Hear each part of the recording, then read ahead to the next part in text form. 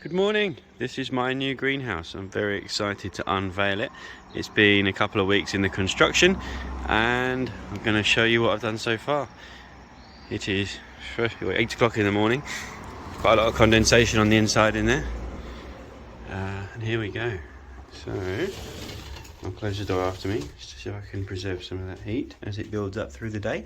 So I've got some of my cacti and succulents just sat on the shelf there with a little bit of shading for them so they don't get burnt as they get transitioned out into the sunshine. And then a couple of little plants in here that have gone in this bed that's actually in the ground so that their roots can go down into the soil.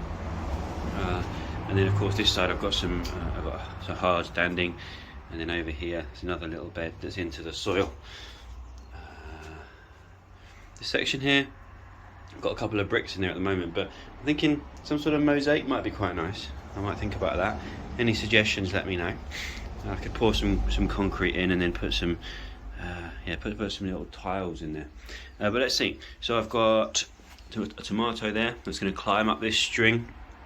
That's south and kind of south and west facing here. So this window gets a lot of sunshine, so they'll enjoy that. And then that is a chili, and there's a type of cucumber here, which is a cucumber that looks like a cucumber on the inside and is more yellowy orange, or yellow on the outside. So we'll see how that goes. Never grown that before. There's a sweet pepper here, another tomato there, another cucumber. I've got a couple of kales and bits over there. Lots of seeds growing.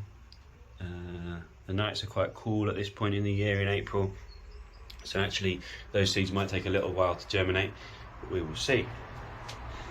Okay, so I've got water butts on the outside there where I can bring the water in, water the plants. I've got a little fan, this works on this solar panel. If I can get that to go at the moment. No, the sun isn't quite around this side, but later on, as soon as the sun hits that starts and it gets some air circulation going through, which is good. I've got a little shelf I've put up here.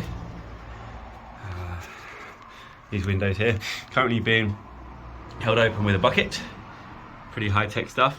The reason for that, and I haven't put the normal brackets on that you get with it, is that I've ordered some wax openers, which are you have the kind of cylinders, and as soon as the wax gets hot it expands and then it pushes the windows open. So I've got two of those, one window here and one there. Okay.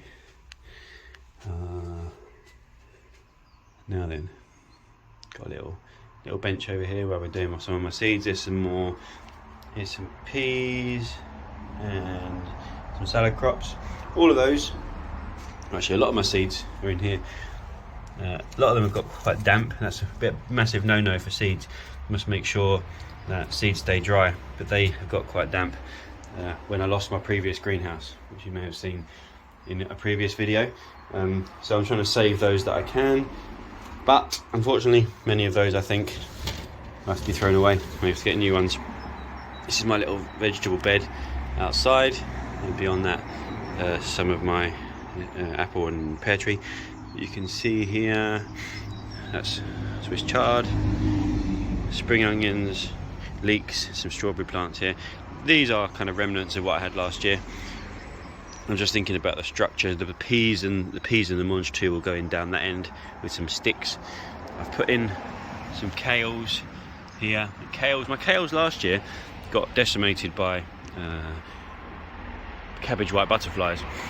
They were caterpillars, and so they got eaten. And so what I'll be doing is I built this kind of beginnings of a structure. I'll put some netting over here to hopefully keep those butterflies away. We'll see about that. So one final thing before I finish, I did say I've got some kale in there, just to compare it to outside, how fast it grows, just as a little experiment. But I think what I'll end up doing is taking one of those out, because I've got a plan to grow a vine.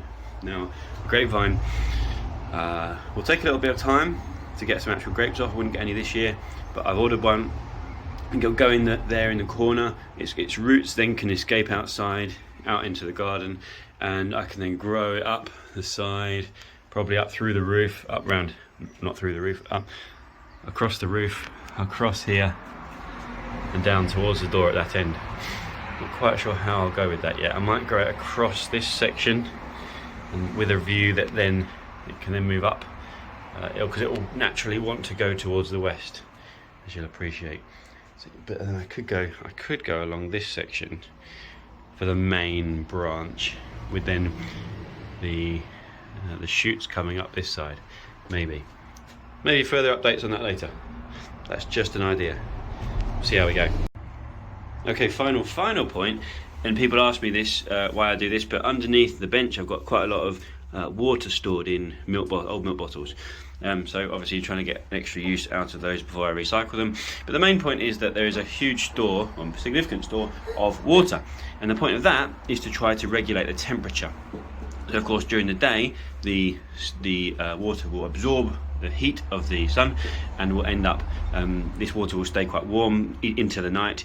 And into the night, the heat that's stored in there will be radiated out, and will keep the temperature fairly mild in here, to give the seedlings and the other plants some protection from any frost there might have been. So that's the thinking.